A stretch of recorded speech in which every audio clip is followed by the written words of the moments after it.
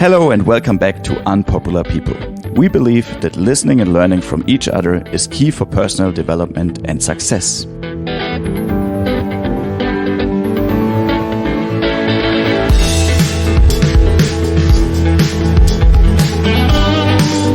Today in our interview, Dave.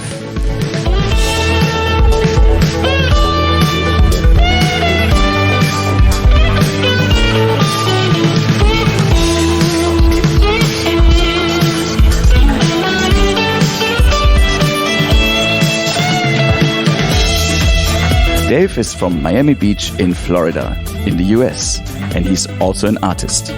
If you want to find out more about Dave, listen to this interview. It's going to be very exciting. If you want to find out more about Unpopular People, please visit our website www.unpopularpeople.com and join our community. You can also sign up for our newsletter on our website. And now enjoy this very, very impressive and exciting interview with Dave. Oh my, that's a lot of pressure. That's a lot of pressure. I can also take one exciting thing out, but I usually say something like this. Okay, no pressure there. Yeah, hello. All right, so let's get started. All right, hello Dave, how are you doing?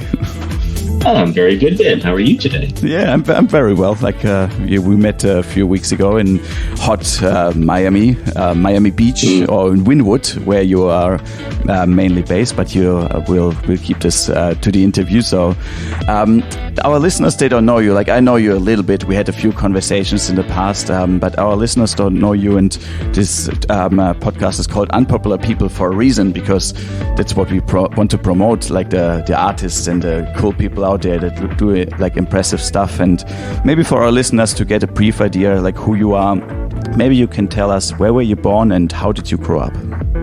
Well, are you sitting down? It's a long story. Yeah, I'm sitting down. I'm ready. I was born in Brooklyn, New York, and I left when I was a tiny little boy. So I really not from Brooklyn, although I have, a lot of people think they think that I'm from New York because I carry a lot of the culture of New York when I speak and the way I use my hands and everything, you know. But we left there when I was very young, and I lived in many different places. I lived in Florida for many years, Central Florida, and then I lived in Cleveland just for a few years, and bounced to Boston and then Chicago. I grew up as a young man in Chicago, actually. And I was there 18 years, you know. And then I moved to Brazil. You know, I met a Brazilian woman, and like 7 years later, she wanted to move back to Brazil. That's a long story, which I won't get into. But so I did move to Brazil, and I was there 4 years. And then I had to get the hell out of there. Yeah, it was interesting, but then I had to get the hell out. And so, yeah, then I wound up in Miami because, you know, I didn't want to go back up north, you know, like I call it like the tight ass up north, you know, style of living life. I wanted to, you know, I fell in love with the Latin style of living, you know, which is in Brazil, you know. And so I came to Miami. So I've been here I've been here 20 years now. So my schooling was all fragmented, you know, like I went to, so I started off as a photographer. I mean, I knew when I was 9 years old, that's what I wanted to do. I mean, it's actually younger than that. I remember, I must have been like around 5 years old, right? And I remember there's this tall man, and this was in the late 60s. And so he had I remember the black suit and the black tie, you know, that classic look, you know, and the black glasses. And he had this contraption hanging around his neck. And I remember looking up at him, and I was like, what is that? And he was a very kind fellow, I remember. And he looked down at me and he said it was called a camera. And he bends down and he shows me all these mechanisms. And I think it was a Leica, but I'm not 100% certain. When I became a photographer and I started to get to know photography, I kind of figured out he had a Leica around his neck. But anyway, so I fell in love with photography at that very moment. And all the pieces of the puzzle of my life came together around photography. Maybe because I was searching it out, but I remember my mother, first thing, I wanted a Polaroid camera, and she bought me a Polaroid camera. And it turned out my uncle, my mother's sister's husband, was heavy into photography. And he had all these cameras, and he was living up north when we were in Florida, and we'd go up to visit during the holidays, you know, and he'd show me his cameras and everything. I became obsessed with it. And so I went to, after high school, I knew exactly what I wanted to do. I was a photographer for the high school newspaper and things of this nature. And that was in Cleveland. I went to high school in Cleveland. And then I wanted to scramble. And so I found a photography school in Boston. And so I wound up going to a little like trade school, 2-year trade school in Boston, actually. And it was just like nuts and bolts kind of school. You know, it was nothing fancy. And if anybody knows Boston, it's under that famous Citgo sign. You know, I don't know if you've ever seen that, but so that's where the school was. And you had international students from Australia and Germany and from all over. They were already mature. So I was pretty young because everybody else, they were already living their life and they decided they wanted to get into photography, whatever, you know. And, so that's really where I started my creative endeavors, I guess you could say. Mm-hmm. And you mentioned your mom already. So was she involved into like taking pictures as well, or was your dad involved in this, or like any sort of art, or like do you know where this obsession or passion for like taking pictures and using the camera comes from? You know, I really don't know. I mean, you know, I was told that my first father. I didn't know my first father. My mother divorced and went to Florida when I was just like a child after Brooklyn, and. But she said that he was creative, that he was an artist. But this is all I know. Superficially, that's all I know. So the obsession came from something else, you know, to something, this narrative inside me that was ticking, and it took one incident somehow to get that seed to start growing, which was that camera around that man's neck, let's say. But later, I started realizing that I'm just built to create all the time. As I remember, even when I was a little boy, I would make my own toys, like my own spaceships and things like that out of cardboard or whatever. So maybe all kids do that. I don't know. But, I've just, creating is just a big part of my life. And then photography, which is still part of my life, is my main narrative, I guess you could say. At least that's what I feel. I don't know if that's true or not. And this capturing of something visual, like so, is there any sort of technique that's that you use, or something that you think this is my type of style, like how I take pictures, or do you just do like whatever comes into your visual field and you just try? Oh, that looks cool. So do you take a picture, or do you approach it from a more like from your style, like from your type of pictures you want to take? Well, you know, I'm obsessed with space and framing space. So I'm constantly seeing forms and angles that have like a composition. I'm trying to find the composition. I don't know. I mean, I feel like I'm definitely obsessed with taking pictures. There's no doubt about it. I see pictures constantly, and I can manufacture pictures out of nowhere, out of thin air. I can manufacture a picture in any situation. And that's what I actually try to tell people all the time. Like I had this one young person come in the shop the other day, and she had a camera around her neck, an analog camera, film camera, you know. And she goes, "Oh, I had to leave where I was at, which was in Portland, Oregon, or Portland, Maine, because I wasn't inspired there, you know." And I started telling her, I said, "I beg to differ. You can be inspired anywhere. You just have to learn to see. And once you learn to see and learn also technique, skill, you know, so like the camera, for example, lenses, focal lengths do different things to a scenario. And so if you marry two things, skill and how to see, you can create pictures instantly, you know." I don't know if that answers your question. I think I can understand what you mean. Like, I mean, this is like I was always surprised. Like, you know, my cousin, and he's taking pictures as well, and he does lots of other things too, like yourself. But what I've always found fascinating, like when he took a picture, he always took it from an angle that I would have not expected it to come from. You know, like he was always like, when you think of like, oh, we can take a picture here, and then you think like, oh, you know, like you stand there and like facing this way, like how I would like make it up in my head. And he always came up with a new idea. That's why I was interested in like how you approach it. Like, do you approach it like with the light? And I think also like when you said earlier, you use a lot of, you think of space, you know, like you look at something and even if it's like a corner or something, you can make something nice out of it by taking a picture in a certain way. So, geometry, whatever. I mean, for sure. I was always obsessed with finding something new in imagery as well with photography.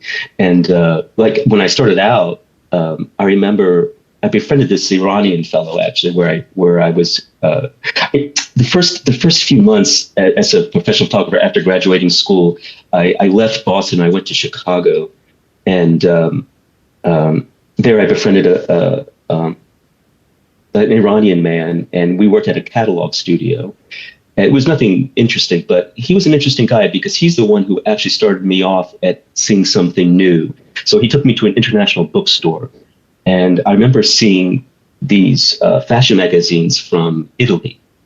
And I was floored by the Italian way of photographing fashion, or anything, actually. They had such great spirit in their work, you know. And being an American, Americans at that time had a tendency, and still do, to be very technical oriented. We're very skilled at what we do, very proficient. But that doesn't necessarily translate to something that has spirit. It's just technical. So I started marrying the Italian way, which I call an emotional way or passionate way of photographing, with the skills of American style of photographing. And I created something called the Selective Focus, which, as far as I know, I was the only one doing that. And I started to blow up. People started recognizing that. And I started working at a very, very young age. I was like 22 when I started working.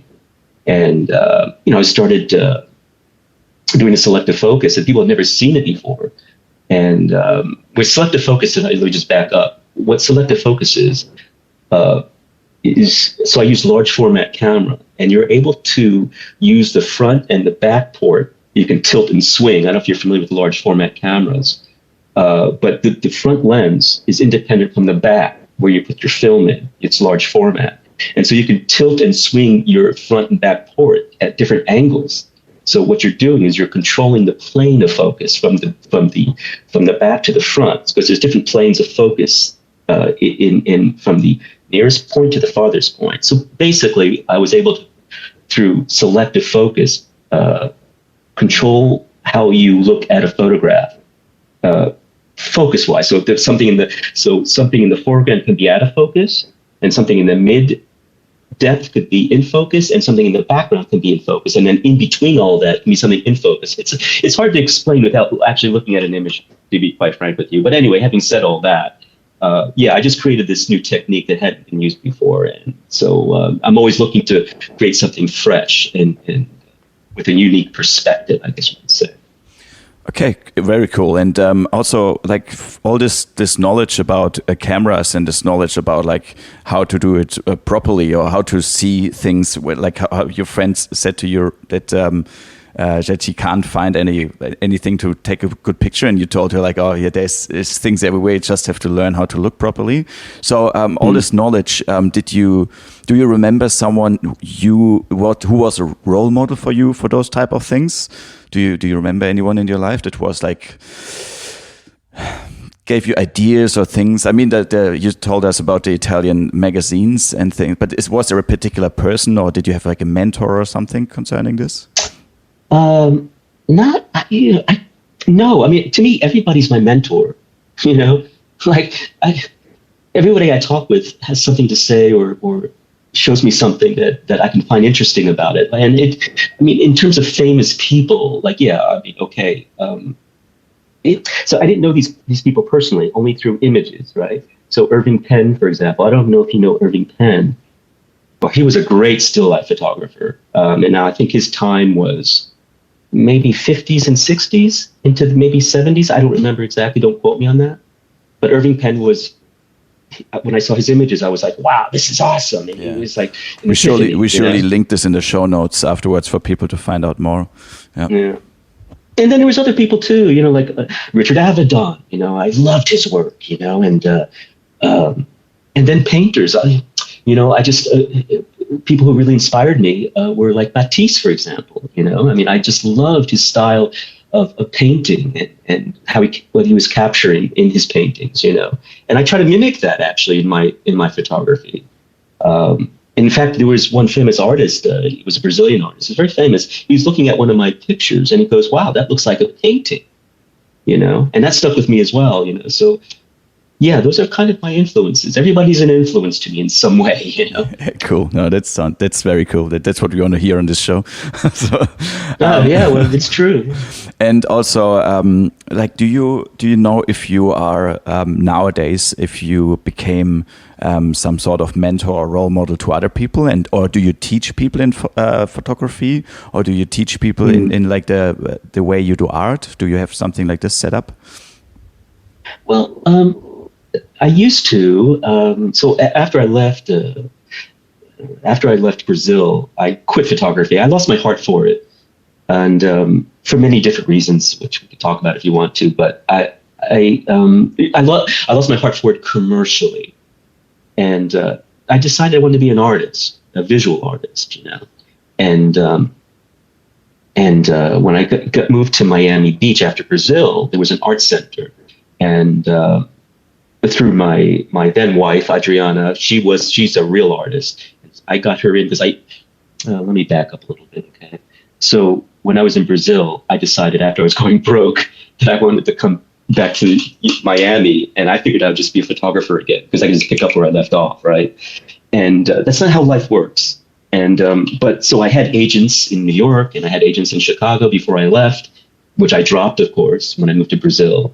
And I started contacting them again after a 4-year hiatus. And my New York agent, she was like, well, Dave, you've been gone, I'm kind of full now, and I'm like, okay, no problem, but I had this incredible portfolio, I did international ads. I really kicked ass, and so I had this incredible portfolio. I thought, yeah, no problem. I'll just come back and start, banking again, right? So I came back to Miami, which I knew Miami wasn't a really commercial town, right? And it wasn't big on photography for sure. But so I got my first job as soon as I landed, I went to the, what's it called? Ocean Drive magazine. And it's like the fashion kind of cosmopolitan magazine of Miami Beach, right? Or Miami in general. But they gave me an assignment to do a portrait of a woman who was the director of the art center. And so I met her and we hit it off, and I showed her my then wife's Adriana's portfolio of work because I brought that with just in case. And she was like, wow, this is amazing work that she does. Like, yeah. So Adriana got into the art center because I got her in. And of course, her work was brilliant, but I was able to introduce her, And then after 3 years, after moving back, I worked on my art portfolio, and then I got in. And then at that point, I started to teach photography because it's a good way to earn income. But also, I like the idea of passing on what I know to somebody else. So I started doing a class there. It was all film, how to take pictures, how to process your own film, the basic rudimentary skills of photography, And I did that for 5 years, and I built up an incredible following of people. They would take my class after class after class. It was only I forgot how many weeks it was. I don't remember. It was like a 2-month, maybe a 8-week class.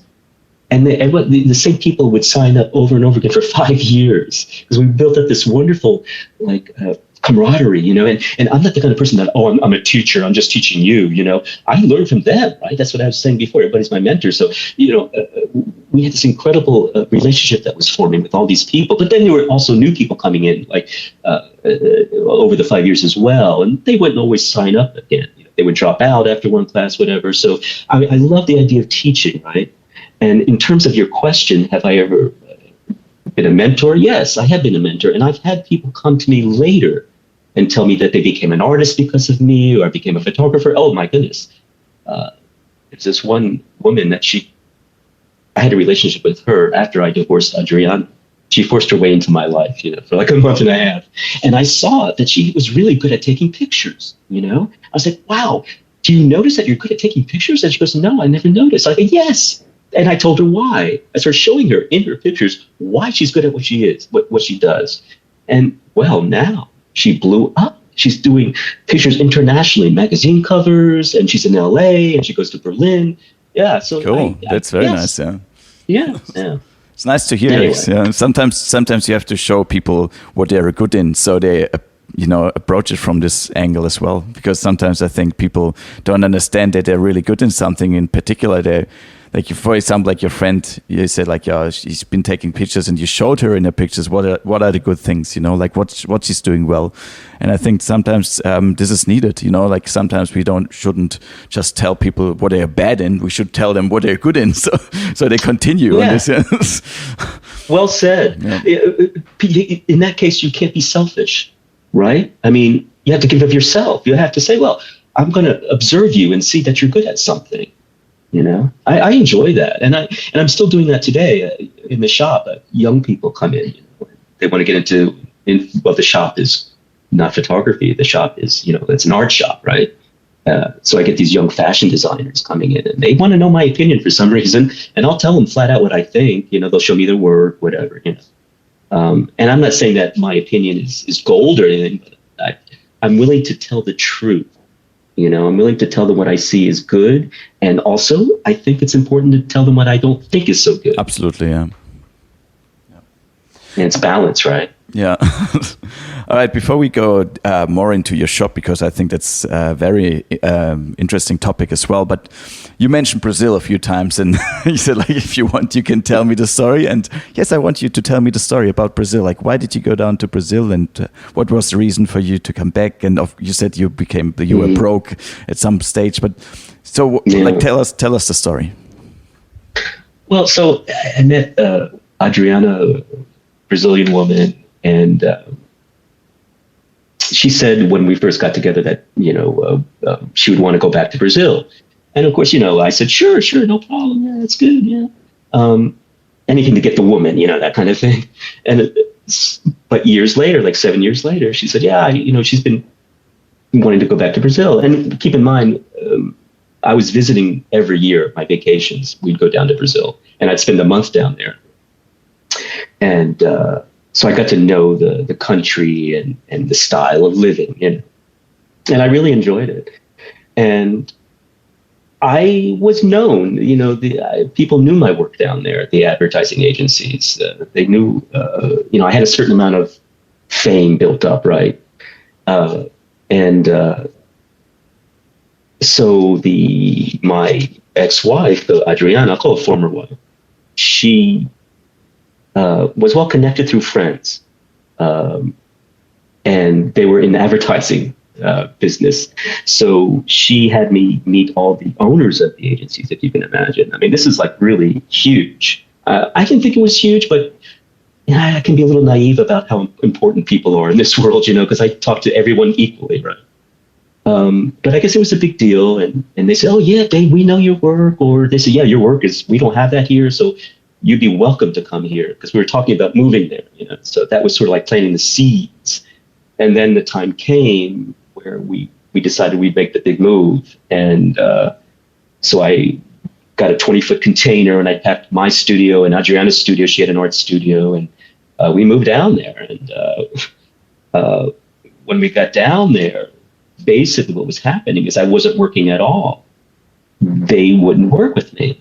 And it was bizarre. I didn't understand that, right? And I'm a humble guy. I tried speaking, Portuguese. I started speaking Portuguese. I threw myself into the fire, so to speak, and only communicating in their language, because I didn't want to be like this arrogant American, like, here I am, bop, bop, bop, bop, let's do it. No. I mean, I'm not that style. But they didn't want to work with me. And I find out that it's not like that. There's like, they want you when you're not there. But when you're there, then you're under their control. And they have this attitude in Brazil, like they're the powerful people, the people who have, they're the puppet masters. And everybody else are puppets, And that's my impression. And I think a lot of Brazilians would would agree with that. And I didn't like that. And that just goes against everything I believe in. You know, I believe in merit, meritocracy, but that's not how they do things in that country. So my character back then was fighting against that, and I really wasn't working. I did some magazine work, which didn't thrill me. It was subpar kind of assignments, and I just was getting bored. And at the same time, while I'm down there, I had rented this huge house because I had American money. And at that time when I moved there, there was what do they call it when the money deflates? Their money, they had deflation. So it was 5 of their local money to $1 right when I moved there. So I was able to rent this huge house, which I rented not because I just wanted a huge house, but because I needed a studio to work out of. And they didn't have like lofts in Chicago, they just that didn't exist really in Brazil. And so I rented a big house that had this huge room, and so that was my studio. And we had an upstairs, we had 4, it's actually a pretty incredible house now that I think about it, we had 4 suites upstairs, and one of the suites I had all these props that I brought down with me, which was painting supplies, because I did photo shoots of with paints. A studio photographer, you have to have supplies for everything that might come up, And I started painting. And then I said, okay, Jesus, a switch turned on, I was getting bored and tired of photography. I lost my heart for it. And then that was the transition that I was going through all my money because I wasn't working. And I went with like, Jesus, I don't remember, like $100,000, and it was almost all gone, And I was like, oh shit, that's when I decided to come back, Oh, wow. Okay. And so how did you meet Adriana? Did you meet her in the US, or did you meet her down there? Like during the holiday, you said you spent most of your vacation down there, or? No, I met her in Chicago. Yeah, she had a distant relative that lived there. And the guy who developed my black and white, I didn't have my own darkroom. I didn't want to do my darkroom work when I was a commercial photographer. I wanted to devote my time to other things that are more important, like taking pictures. So I had this darkroom guy that would develop my black and white film, and he printed up and all that. And he was Brazilian. And there was a party, and he invited me too. And then she was at the party because I guess they knew each other through, his partner in the darkroom business was on the same plane as Adriana when she was coming to the United States.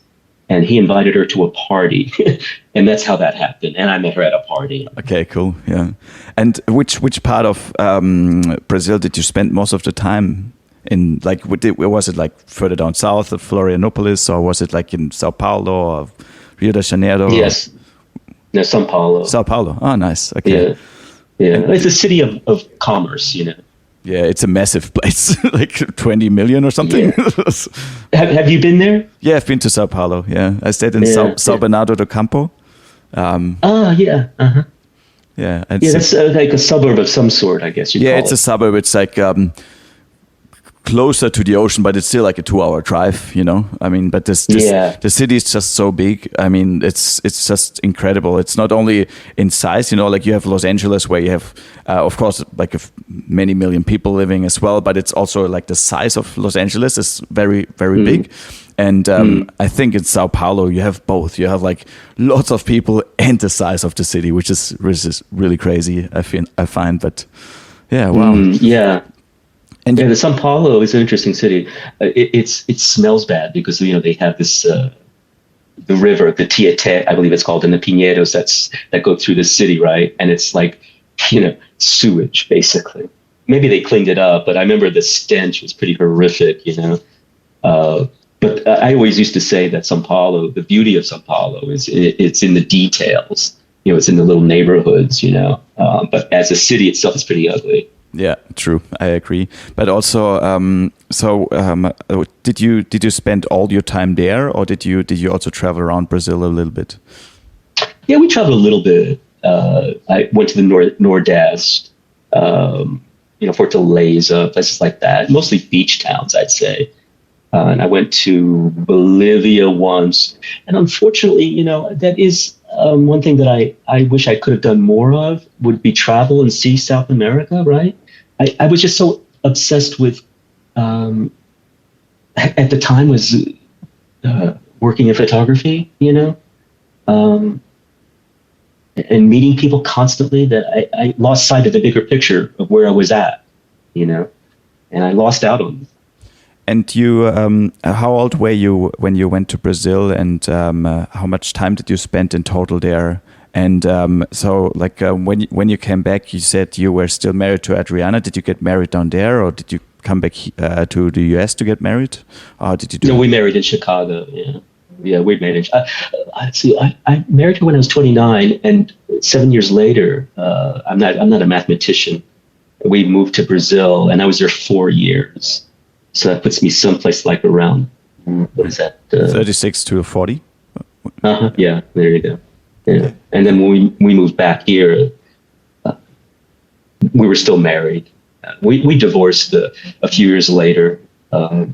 After our dog died, we had this dog that we took from, we adopted this dog in Chicago, and she was our baby, the sweetest thing in the world. Papaya, her name was Papaya, and Papaya was my shadow 24/7, and so Papaya was really important. She was our baby. When she died, our relationship sort of started disintegrating after she passed, So yeah, a few years later, then we divorced. I'm not sure about time exactly when that was, but it was a few years after being in Miami Beach.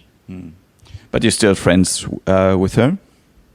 Oh yeah, I mean we've known each other for 30 years, something like that. She's my best friend, and you build up trust, right? And as a creative person, or any person really, you need to have somebody that you can trust, that you can open yourself up to, right? And it seems so frivolous and superficial to be with someone and share so much and say, okay, we can't be husband and wife anymore. Ciao, goodbye.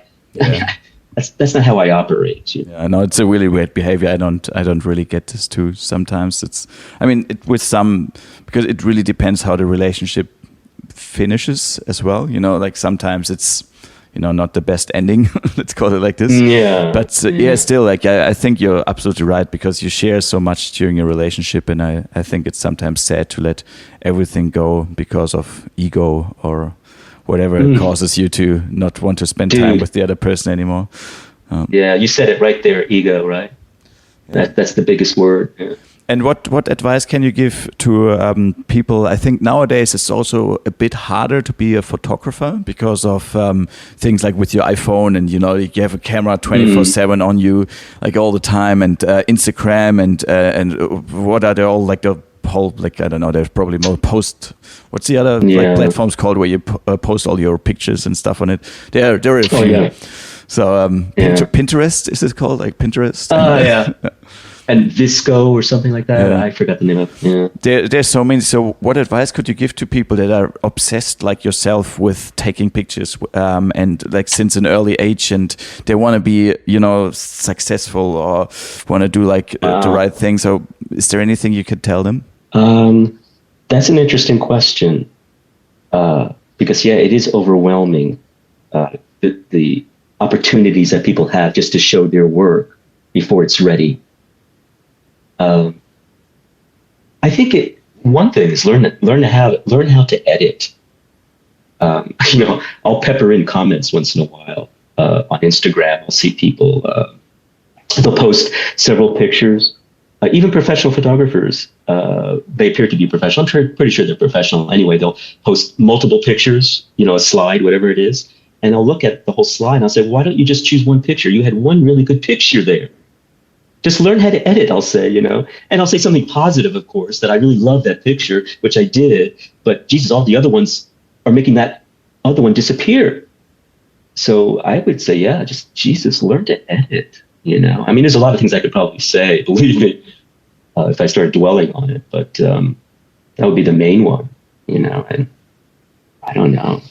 What I think also, by the way, maybe I touched on this with you at the shop, I don't remember, but so I think everybody has this narrative inside them that's ticking away all the time, And I tell the story because I think this is a good example of it.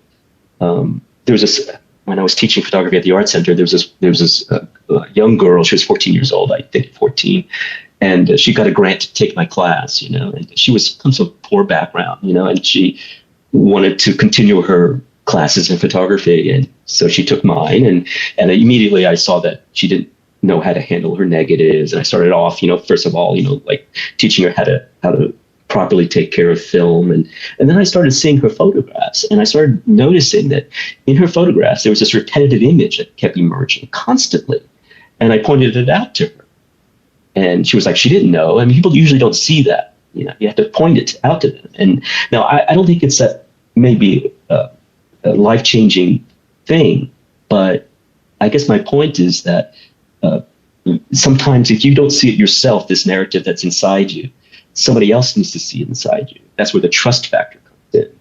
And so every photographer might be good at something that they're not good at something else. So I have this other friend, she takes great pictures of portraits. She does really wonderful portraits of people, but she insists on taking other types of pictures.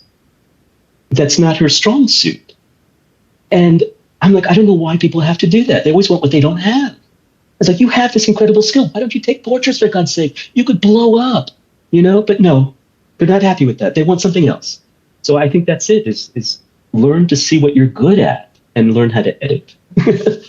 Yeah, that's something which I think is really important to tell others sometimes. Yeah, and also with your experience living in Brazil and having a job there as a photographer and everything. So, is there any, like, if you leave your country, not to leave your country behind, you know what I mean, but if you leave your country to go to another place and try something else, and it's always exciting and a bit scary and everything. And do you think this is an important step to make for most human beings, that they like go to the other side and see what's happening there? And what advice can you give to them if they're struggling with doing this very important step? That's interesting. I think for you Europeans, I think you're surrounded by different cultures, right, and different languages. So maybe for you guys, maybe it's not as important, but I think for Americans, I think it's really important to see the rest of the world and see how they live. Because I think we're isolated here, generally speaking. So yeah, for me, it was an eye-opener to learn about myself living in Brazil. And I traveled a lot too. Well, a lot. Depends on what is a lot to you, right? And but I traveled enough to realize that there's these vast different cultures out there. And there's so much depth of talent everywhere in the world, everywhere I go, I'm impressed. I had a show in Guatemala City, and the gallery was showing me some of the local artists, contemporary artists. And I was like, wow, I was floored by their vision and their skill. To me, that's what real art is. It's when you marry vision and skill. They had both. And I was like, wow, this is very impressive. But yeah, to answer your question, yeah, you probably know that better than I do because you live in New Zealand and you travel the world more than I do. Do you feel that? As I said, though, do you feel like Europeans don't need to travel as much because you're surrounded by all these different cultures? I think this with traveling itself, it's a very interesting conversation we should definitely have, because it really depends on the person. That's what I feel. I don't think you can nail it down to where people come from. So I think even in Europe, like I know so many people where sometimes when I have a conversation with them and I think to myself, man, you should travel a bit more, because then you would understand why people react the way they do and why politics are the way they are, and why, like some decisions are made in this way. Because yeah, if you get to know people, if you get to know the world, then you understand things better. But I also understand that there are some people that just can't do it, and they're really afraid, and they're also really happy in the situation or in the position where they are right now, and I would never take it away from them. Like I have very close, good and close friends, and they don't like to travel. They live in the same town we were born in. They have a house there. They have a family and kids, and they are happy exactly how they are. And I would never tell them like, "Hey man, you should go leave your family behind and go traveling." So it's very it depends on. Yeah, I guess it depends on what you do, right? I mean, if you're in the arts, I guess you need to embrace so many different ideas and cultures, maybe. I don't know. But yeah, if you just want to raise a family, just live your life, right? And I also like what I see with Europeans or like Germans very often is that they go away when they are really young. So they go to travel for a few years or maybe 1 year to like work a holiday in Australia or like some like country with a Western society, but more like with a different environment. So for example, like Australia has lots of beaches and bit of different lifestyle, but it's still very Western. Like something we can relate to as Europeans or as Germans. And then afterwards, they sometimes just go back and just do the same thing what everyone else does. And then I asked them questions like. Did you see anything of Europe? Did you see anything of Germany? Did you see any?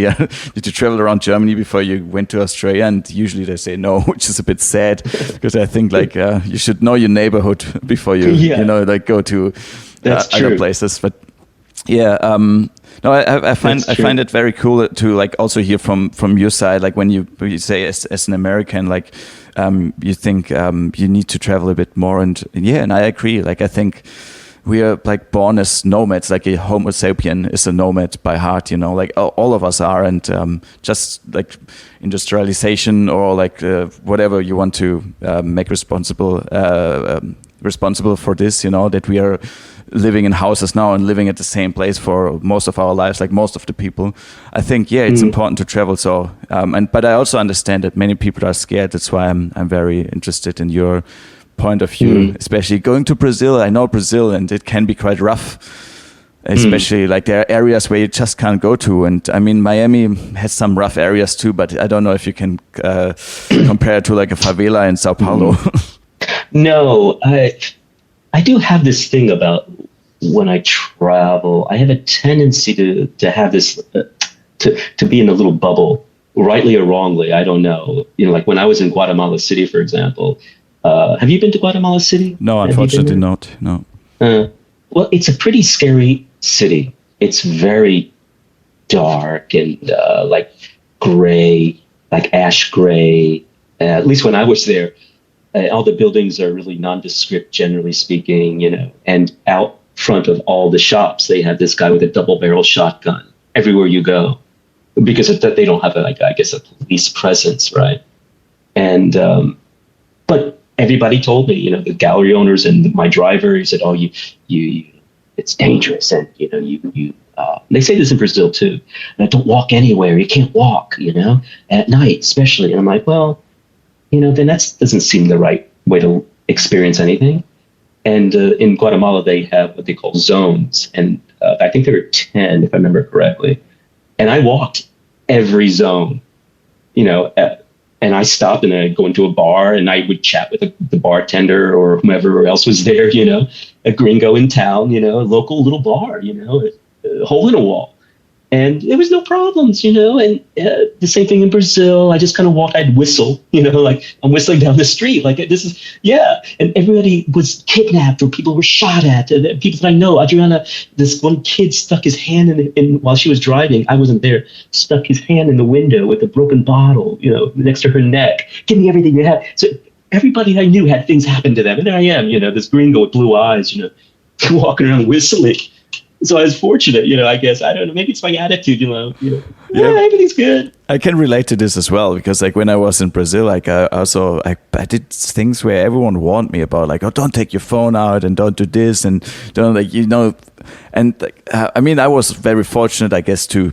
And I like also lucky, but I mean, aren't we all the time? When you go to the shower, like you can slip and fall and can break your neck. If you go to work by car, like you can have a car crash. I mean, it's like so many things happen every day. And I think you can either be fortunate or unfortunate. But I think if those things or those stories stop you from going to a place, I don't know. Like there are places where, you have to be like more careful than in other places, of course, you know. And Indeed. And there are things like, you know, I always compare it with the spiders and the snakes in Australia, when people say like, oh, don't go to Australia because you get eaten by a shark or get bitten by a snake or a spider or whatever. And I always say like, hey, I don't know, like if you follow some simple rules, like don't put your hand anywhere where there's, you know, where you can't see, you know, this is something you should probably start with, and then the chances of getting bitten, or don't swim in somewhere in the dangerous rainforest where it says like on a sign like, oh, there are crocodiles, and you swim in a lake where you can't see the ground, you know.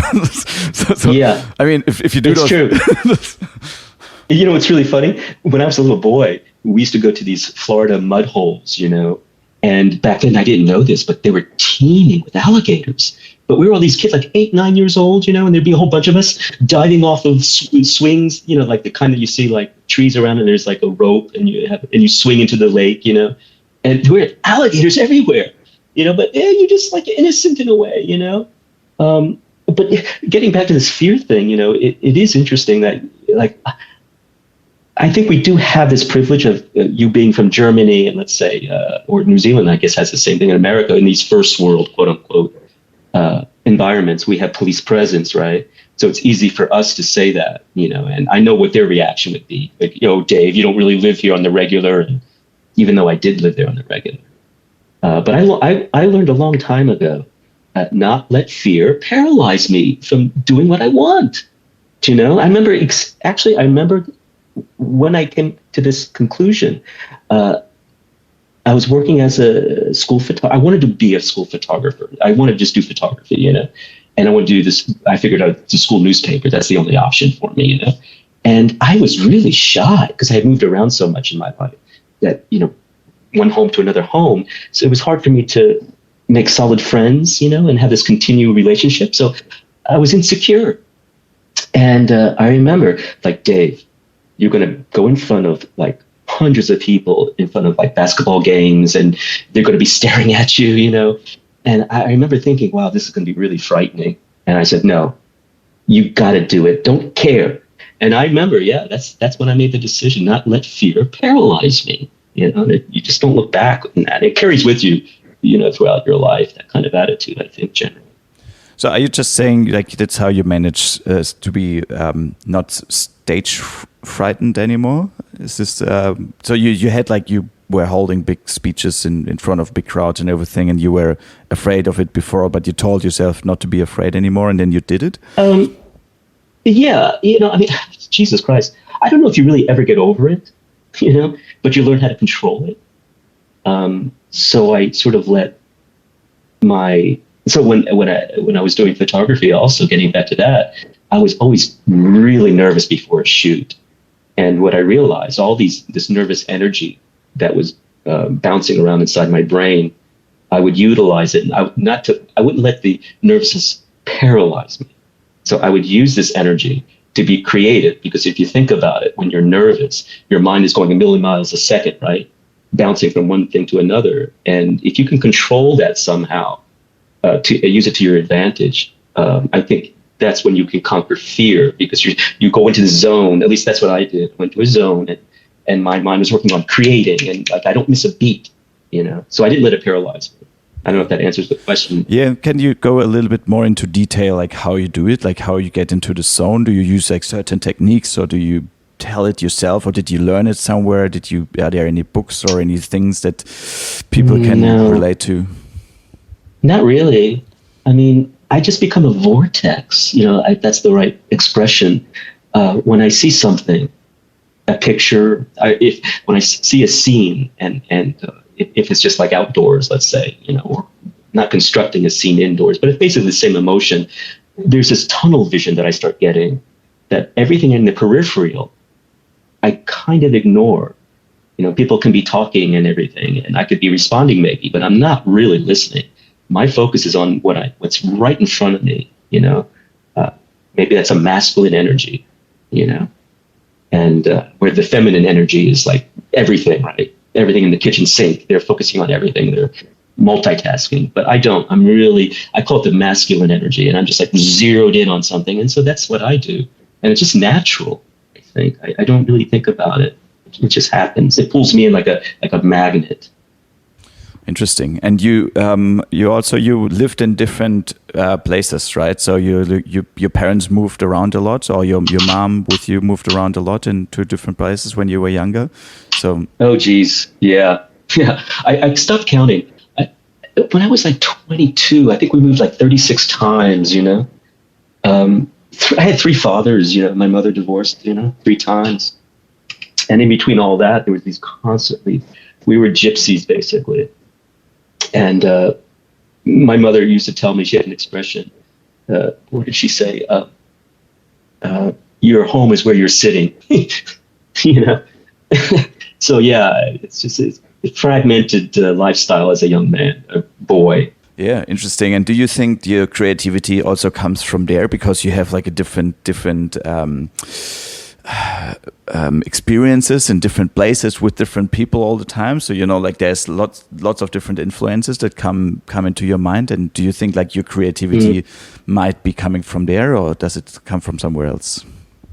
No, I think you're born with it. I really do. I believe that you're born with this creative gene, and so it's inside you. And then your environment plays a big role, of course. Yeah, I believe that. I mean, maybe it's 50% DNA and 50% environment. I really don't know. And so, for example, why I'm asking those questions is because if people can't see you because we don't record the video, but I can see you, and you're lucky. Face for the radio. I used to be handsome. No, just joking. But in the background, there are lots of different pieces of art, and I see a lot made with wire. And this is how I also got to know your work for the first time. Like when Lars, my cousin, who was also on the podcast 2 times actually, once in German, once in English, and he showed me some. I didn't know there was English. I had to check out the English version. I didn't see that. Oh yeah, you've only seen the German version.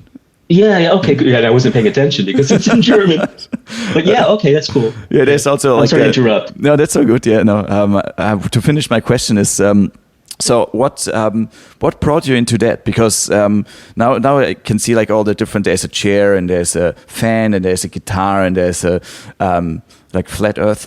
No, just joking. There's like an Earth on top of yours on your ceiling, and so what gave you the idea on creating something like this with wire? Well, so okay. I'm old enough to have like kind of dissected myself a little bit, and so I like minimalism, and I also like to be like a child. I just want to work with my hands, I don't want a lot of tools, because when you have a lot of tools, you're dependent on that tool, right? It breaking or needing a new one or whatever, And I'm like, oh God, I mean, I didn't know this at the time, but this is what I'm looking back at. And I just want to create with my hands and a pair of pliers to cut it or crimp it in certain situations. But basically it's my hands, right? And then I remember I was a little boy also, but at the same time as photography phase, that I started becoming aware of that. I remember I used to do this weird thing. And I don't know if all boys do this or all kids generally do this, but I would have a tendency to look at something and an object, and I would trace it, the outline of the like a vase. I would just look at it and I would trace around it. And oftentimes I remember using my finger, going around it for some reason, all the way around the edges. And I don't know why I did that, but I did that. It was inside me to do that. And then that dawned on me, after I started doing wire, I was like, oh my God, I remember doing that as a little boy, So I'm obsessed with line drawing, and I'm obsessed with technique too, so a lot of these pieces I do, if you go to my website, you'll see a lot of a big window into my world of wire. I like to create everything out of one piece. That was my thing, give you all the information that I need to give you of what it is as minimally as possible. But not give you too much information, because if I give you too information, it becomes a craft and you're not able to project yourself into it, right? So I want to give you just information that's a fishbowl, for example, and then you can project the color of a fish or what kind of fish it is. You know what I'm saying? So I'm obsessed with minimalism and line drawing and things of this nature, so that the wire fit my personality to a T. Mm-hmm. And the wire, is it one piece of wire, always, or are there like different ones put together? In the beginning, it was all one piece, and then I started having more complicated ideas, and so so there'd be like a puzzle, different pieces of it that create the bigger whole, the bigger piece of art. And each piece that I did, I'd want it to be as much as one line as possible. But let's say, for example, if it's a portrait of someone, and it has a frame around it. I like to do frames with portraits, like old school, look like it's a real portrait, but it's actually just line drawing, So it's 3-dimensional. So the portrait will all be one piece of wire, and the frame will all be one piece of wire. And then later on, I started adding details in the frame. So those would be individual pieces, like flowers, let's say, for example, So the more complicated the piece, the more I feel okay using multiple strands of wire. Yeah, it's still very impressive. Like, I mean, you should see this guy's, like, some of his stuff. I mean, we will definitely put your website into the show notes so people can check it out. But yeah, it's hard to see in pictures because it's transparent, right?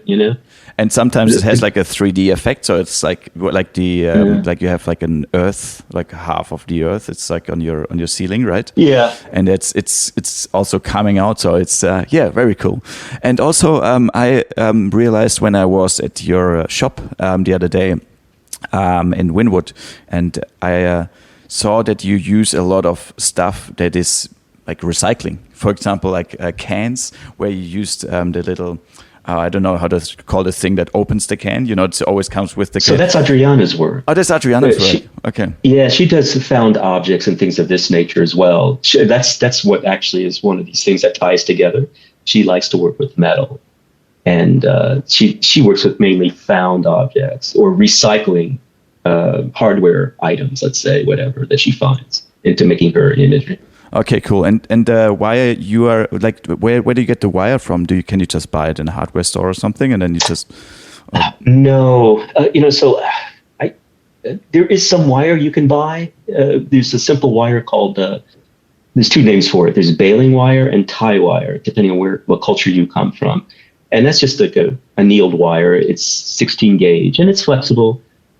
It can cut you. I mean, once you cut the wire, I mean, it's really sharp, so it can cut you pretty good. And it has memory because it's wire.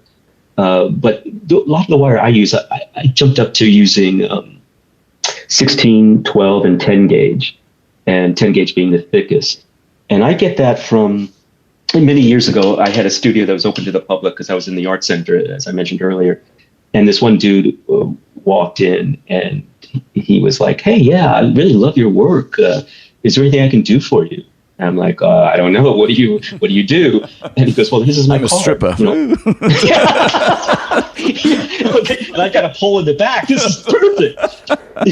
But anyway, and so it turns out this guy, makes wire. He has a company, called Millennium Steel and Wire Company in New Jersey. He's the owner of it.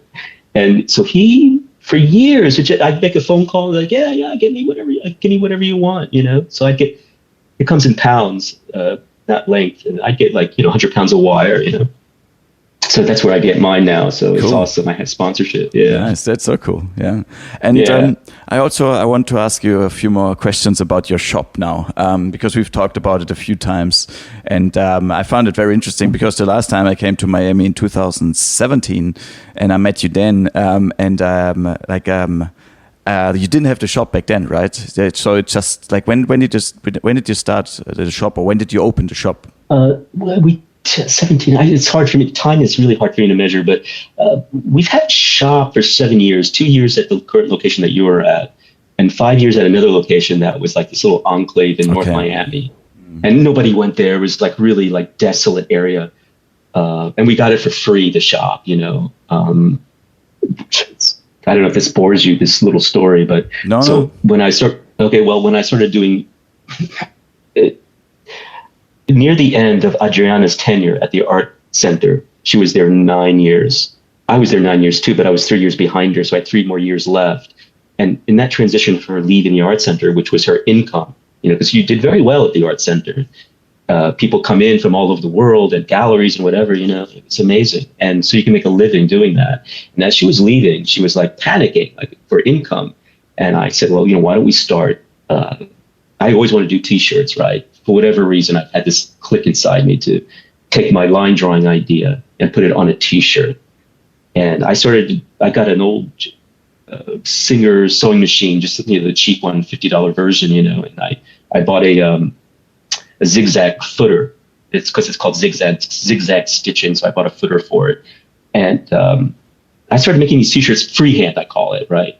And I researched how to do it and all that jazz through YouTube, and she really liked the T-shirts, and she said, "Yeah, let's do this, somehow. We'll just start selling them somehow, And I asked a friend of mine, which I never asked for help from anybody. It's just my nature. I do it myself. But I asked my friend, good friend of mine, David, also his name. I said, "Do you know anybody that would be willing to sell our T-shirts? Any shop owner?" And he goes, "Dave, I just had a blind date with someone yesterday who has a shop in this one location that I mentioned in North Miami. And why don't you, go there?" I'm like, "Yeah, sure." So she loved the T-shirts and she started selling them. 3 months later, she said, "I'm out. I don't want to do this anymore.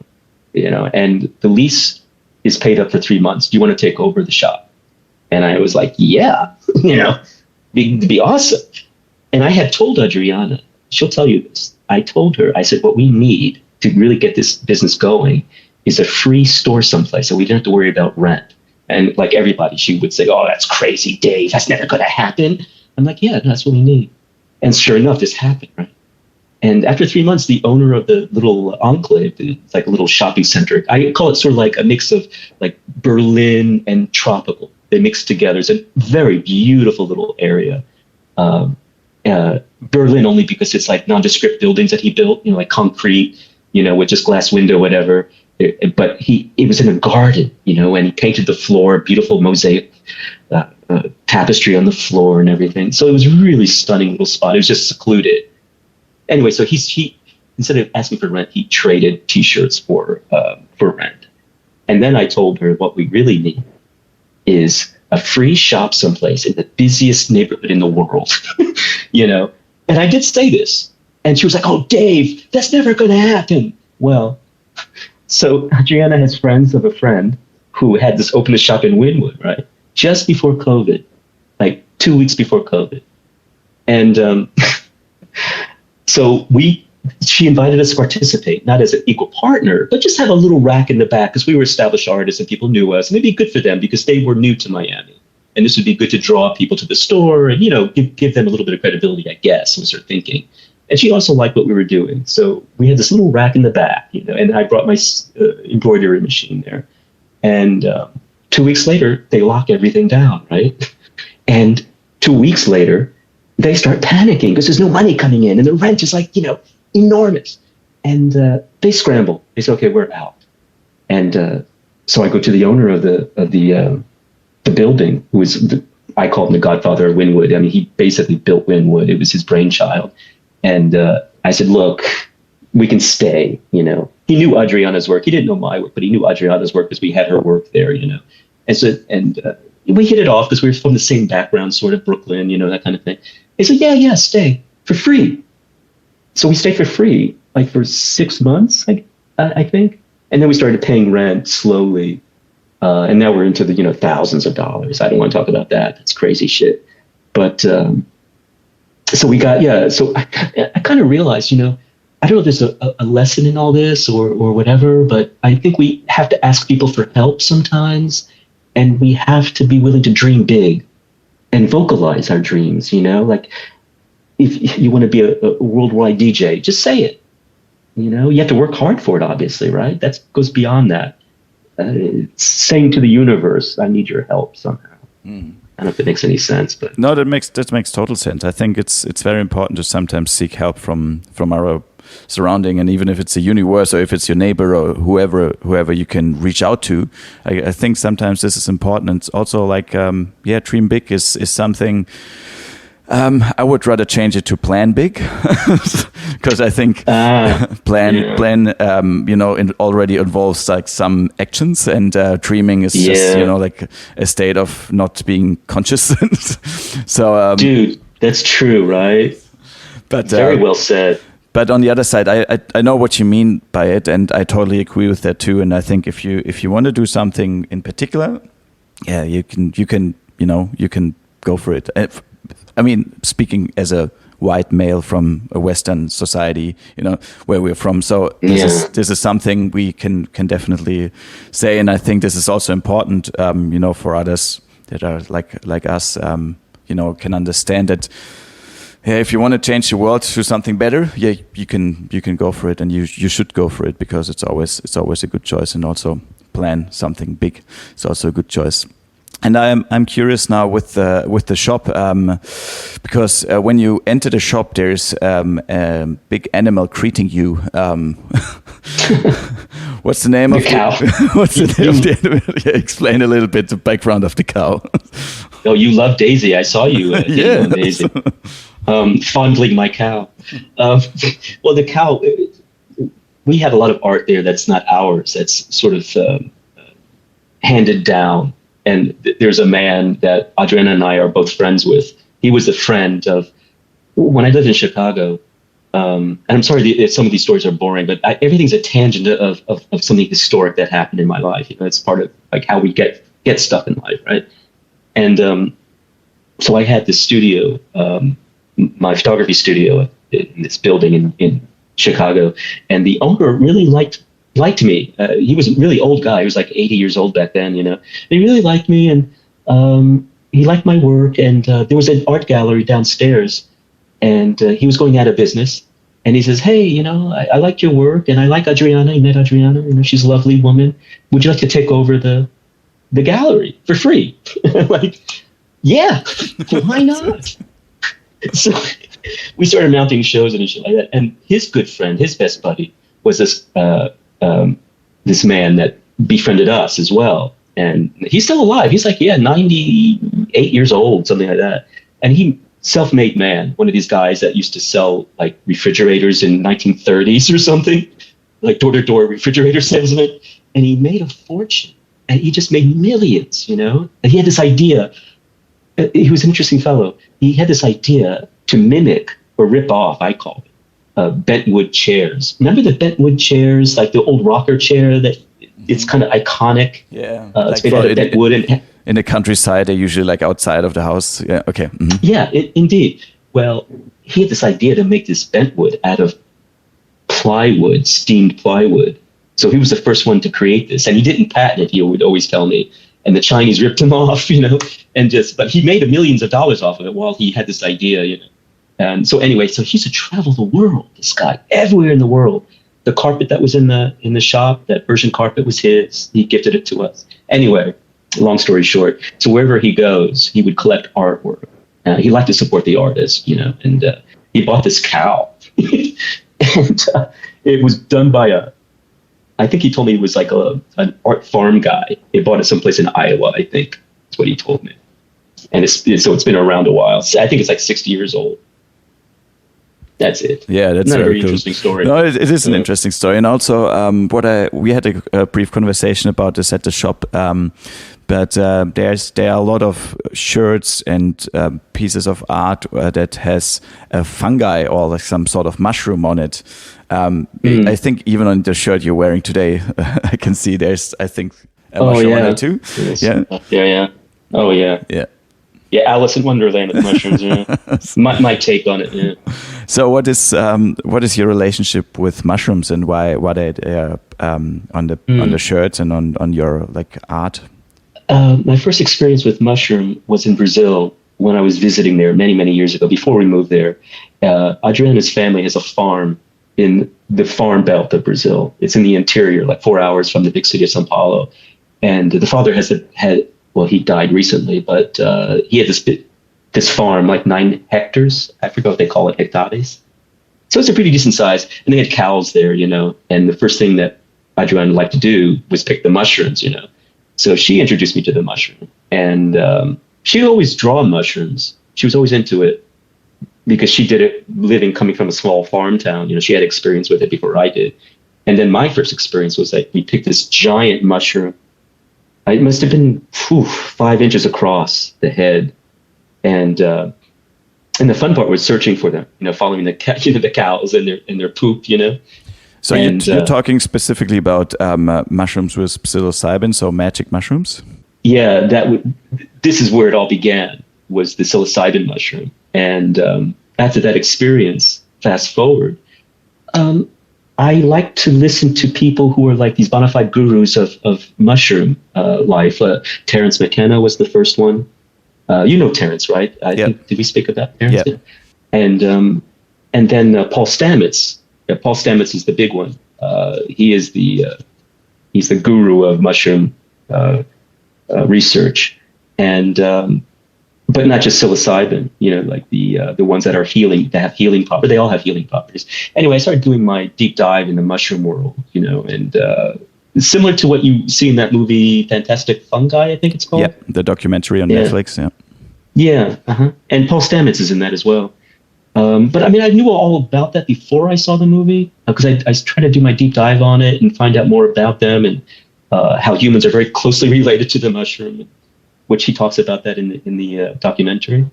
And so I just want to keep talking about mushrooms. I want people. I mean, it's becoming that way. We're legalizing finally in this country, in certain spots around the country, the research of psychedelics and how it helps the depression and other illnesses, right? So I'm a big fan of mushrooms. That's really it. I think it's good for us to consume them. And even in light doses, the psilocybin is really wonderful, So yeah, big fan. Cool. I like that. Yeah. And I think people should learn a bit more about what they can attribute to our society and what's the advantage of them having them around us. And so I think it's good to have people like you who promote them a little bit more and don't demonize it like it's mainly from the politicians or from the people in power. It's a really weird behavior. Sorry, you were saying? Well, I remember you were telling me that you did larger doses. Now I haven't gone to that extent yet, and I'm fascinated with people like you who have experienced something that's ethereal, like you seeing the molecular structure of objects. Yeah, I mean, this is something that's not recommended for anyone. So I'm like a disclaimer here. So we can't.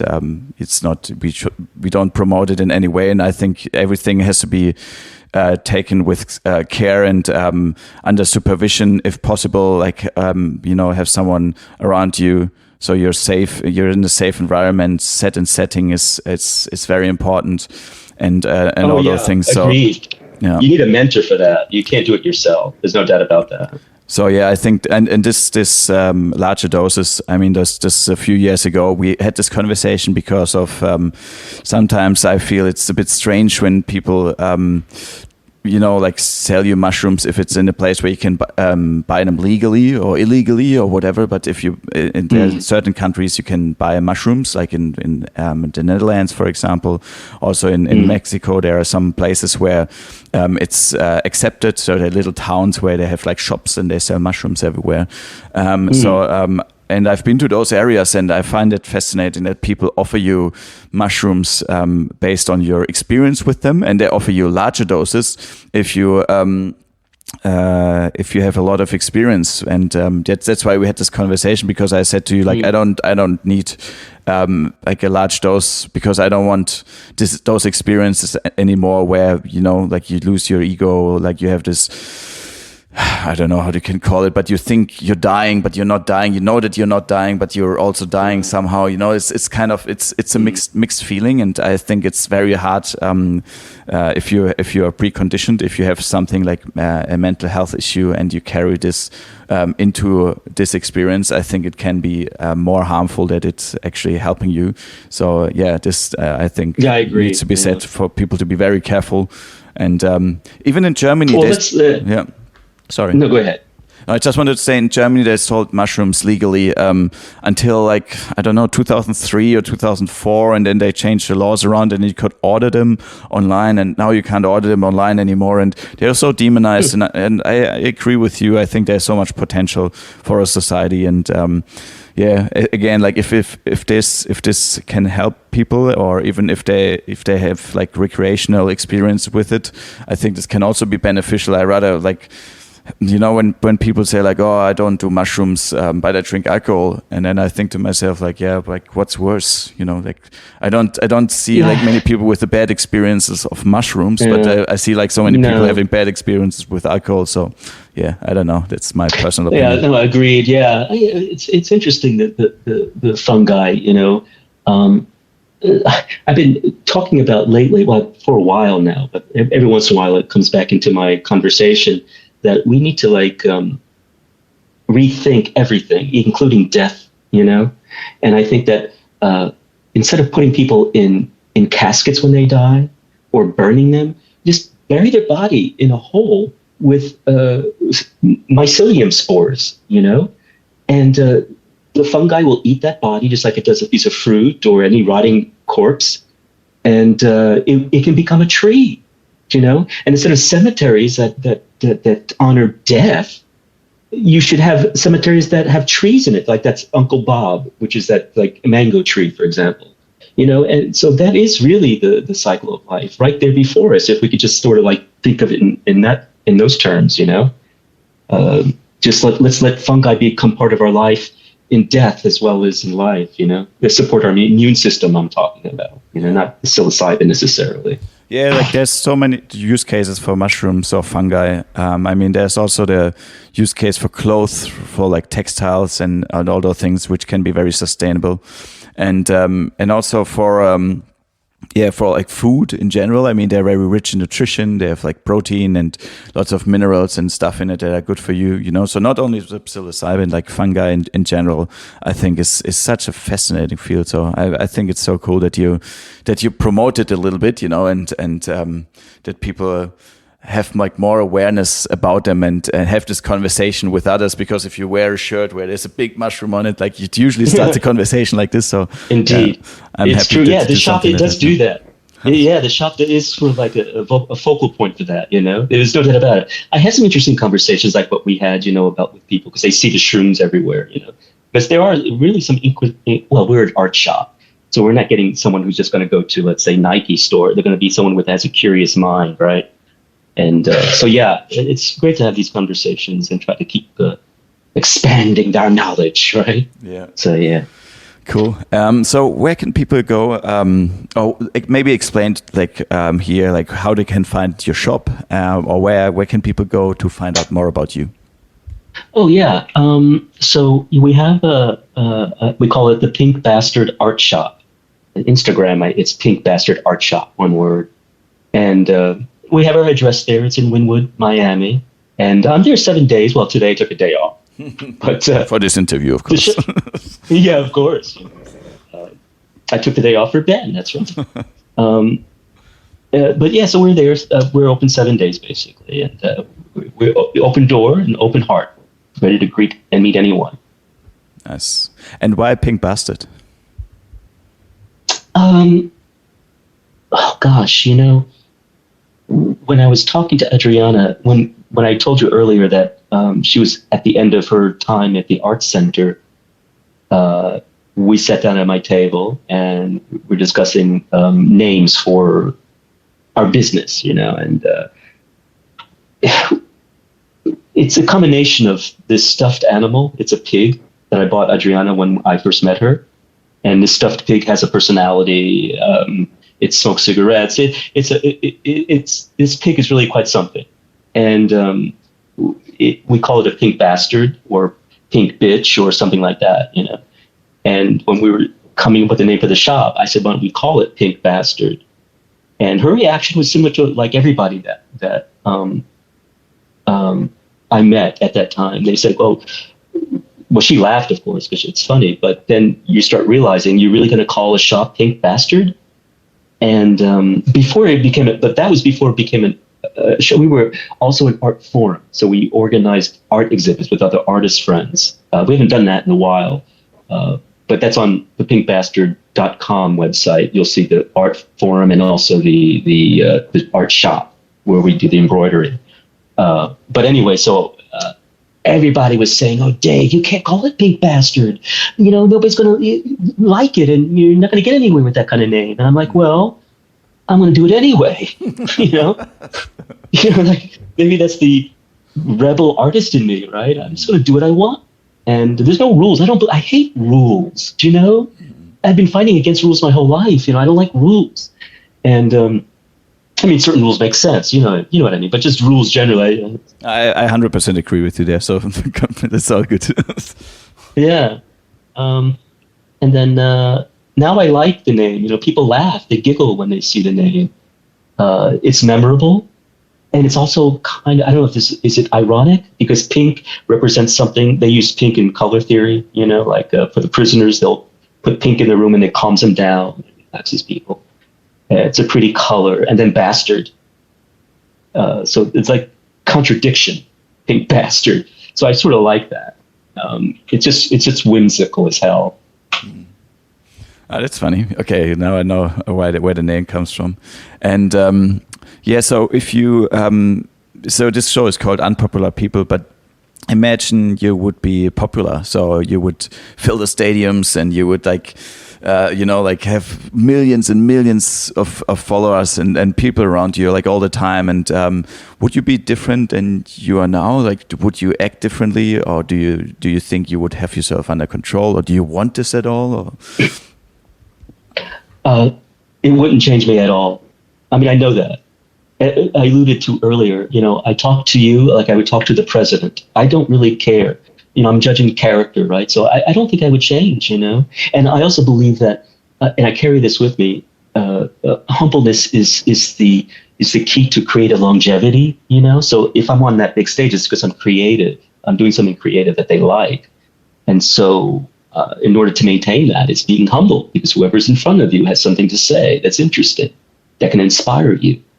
So no, I wouldn't change me. And would I want that? I used to. As I've gotten older, my priorities have changed dramatically. This is nothing new. I'm sure people feel the same, but I don't want to conquer the world. I have no interest, and I don't really need to be wealthy. I can live very humbly. I'm happy. I do live humbly. I could live in a sand dune, and I would be satisfied with that. So I'm getting angry with people that are so obsessed with wealth. I feel this anger inside me, this capitalism. I believe it stems from capitalism. Maybe it's just human nature. That's it. Because capitalism comes from human nature, right?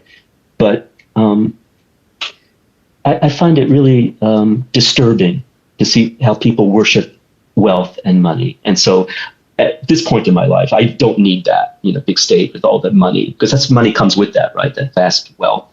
I know it's power to be able to influence people. So maybe in that way, if you could help somebody, inspire them, they inspire you, then you can inspire them, and that big platform might be helpful. But I don't really think about it. I don't know. I really don't. What is inspiration for you? Like when you say to inspire people, what does inspiration mean? Expanding one's consciousness, think about something that you didn't think before. You tell me something politically, let's say, or maybe not creatively, but more like something specific, nurture my knowledge, if someone could say something that inspires me. But no, actually, that's not true. Creatively as well. People inspire me all the time creatively. I did a T-shirt. I stitched a T-shirt the other day because she saw one of my wire portraits. She saw a necklace that said, "Fuck off," I have a wire necklace around this wire portrait. And she says, you should put that on a T-shirt, And I'm like, oh, that's a good idea, And I did it. Exactly. That day I did it, So yeah, no. I don't know. I kind of went off on a tangent there, so I forgot the gist of the question. But. No, that's all good. We like you to, go to different places during this conversation. So it's great. And I have one last general question. Like those like we have like 2-3 questions at the end that we always ask our guests. And for me personally, this last question is very important. And I'm thinking of the school system that we have in most places in the world. It's in the Western society that we know and grew up in. That's we know the sort of school system. So is there anything you would change, or do you think what do we need in our schools to be implemented to be accessible for all kids, so they are prepared for the life we're living right now? Well, that's a really big question. I know the history of the school system, why they concocted it to be this, stemming from the British Empire, needing cogs to fill all the little jobs. So they created the school system that we still use to this day, basically, But I don't know. I think we have to teach people to be critical thinkers, and our system won't allow it. They don't want critical thinking. And that's why we have the school system that we have. Critical thinkers, it's unhealthy for the power structure, if you have a bunch of people that can think for themselves, But in the United States, all our money. So we have this system set up. Capitalism has created a system where it's brainwashes to believe that you shouldn't send your kid to a public school because they're not going to get a good education, right? And so they create these charter schools or independent schools, which are private and cost a lot of money, because that's the drive. Is how do we constantly extract money from the population? And one of the ways is through schooling. And so now we have this real class system set up in our country. If you go to public school, you're way behind anyone who's going to like a university level school or private school rather, and so that's a real problem. And how you fix that is just like getting people on the school board that are not, or in the electoral politics, oh my gosh, I don't know where to start. We have a broken system in this country, our politics, how do I say, I'm sorry, I'm kind of jumping around here because that's such a big question for me. That's okay. So it is a big question, I admit. Yeah, we have a broken system here, politically, and the politics govern how we run our daily lives, and they're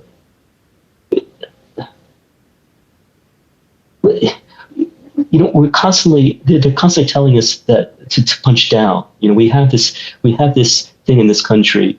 Part of our education is that if you don't make it, it's your fault. You're not smart enough. You're not strong enough. You didn't go to the right school. You didn't, if you work 7 days a week, well, you got to work 12 hours. If you work 12 hours, you got to work 14 hours. It's just never enough. We're educating our people to think like that it's always your fault. We're brainwashed to punch down, not to look at the system that controls it.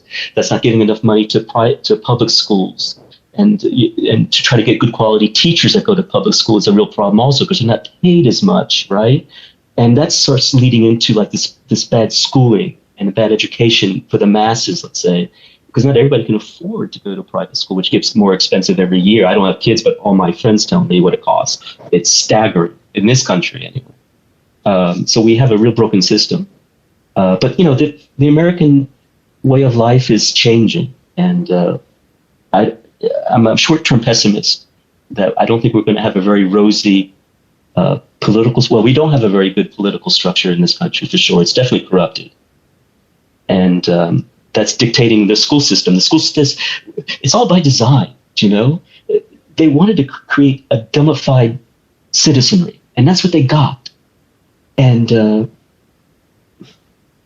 that's why we have continued wars all around the world. That's why we have 1,000 military bases around the world. The U.S., of course, I'm talking about. That's why we're the most destabilizing country in the world, because we keep putting these people into a position of power, and we placate them. We let them we let them launder our treasury to benefit a handful of people, the oligarchs we call the American oligarchs, You should probably edit all this out, I guess. But no, I won't. I leave this all in. This is very important. My goodness. Yeah. So we have a dumbified citizenry, and even my intelligent friends that they went to university.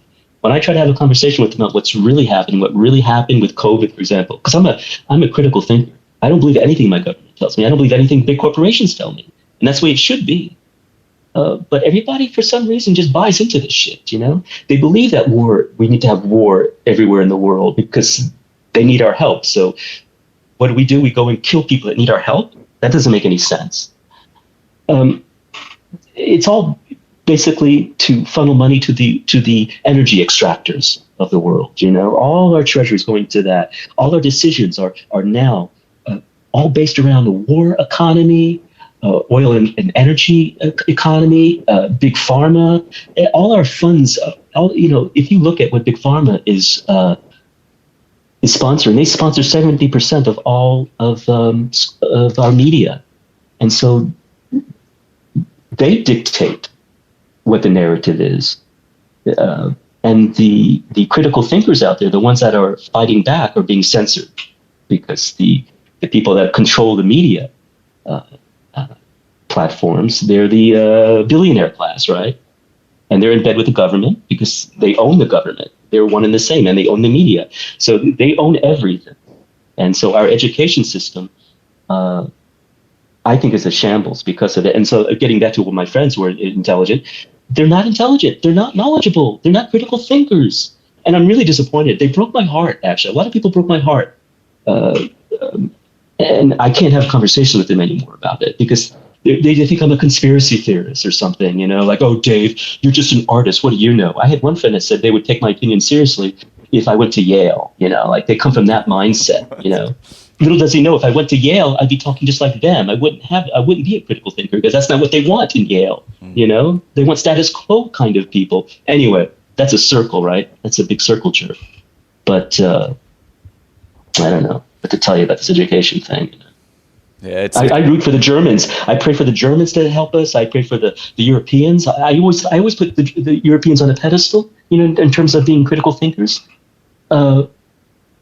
I'm a little disappointed with that too now, though, frankly. Yeah. And I think even the Europeans are being bamboozled by the neoliberal narrative, Yeah, but we need more critical thinkers like yourself, and we need to have this conversation. At least, you can have different opinions or different approaches to an issue that we have in the world. And at the moment, politics is not solving it. So we need new ideas and maybe new systems that can guide us through this mess. And one important thing is education. And I think if you implement some sort of critical thinking where you analyze an issue and you are trying to solve it from different angles instead of just using one direction that's been always used in the past, so it must work with this problem as well. It's not how things can be solved. So I agree with you there. Like, we need more critical thinking, and if this is something we can implement in school, so yeah, that's probably a good way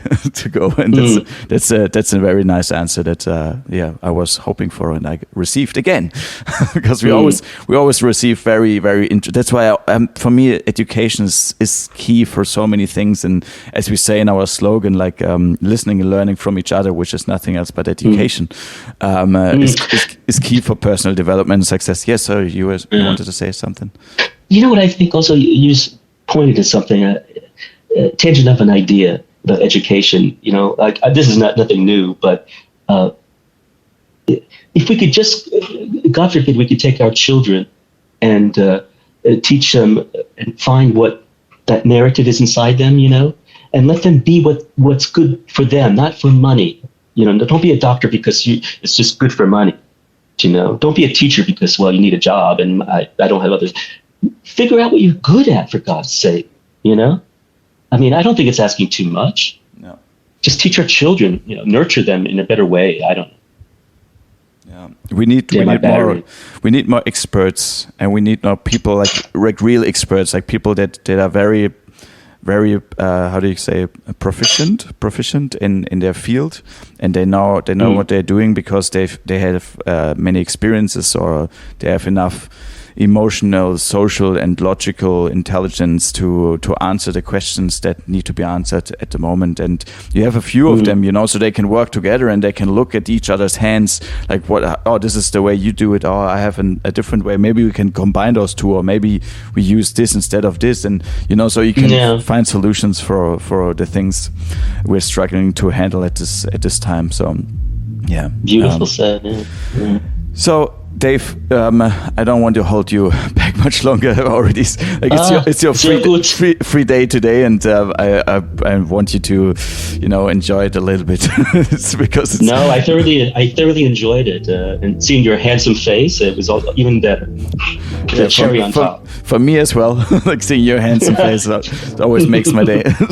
No, it was really nice to catch up again. Also, the other day when I came to your shop, and I highly recommend all the listeners, if you're somewhere in Wynwood or Florida or like Miami area, so come by Dave's shop. It's a very good experience, and you can have a good chat with him, and you can buy cool clothes, and you can look at cool art, and there's so much to see. So you should definitely check it out. Also, we will link your website as well, so people can maybe find out some more of your work. And if you want to give me some more, I don't know if you want to share your Facebook or Instagram, if you have anything like that with us, that's up to you. We're gonna put this in the show notes for our listeners. And so thank you very much from my side. I think I said enough, and I have so many more questions, but I can stay in touch with you. Yes, absolutely. And I'm very grateful for this. I'm very grateful for this conversation. So again, I say goodbye from my side. If there are any final words from you, now is the time for it.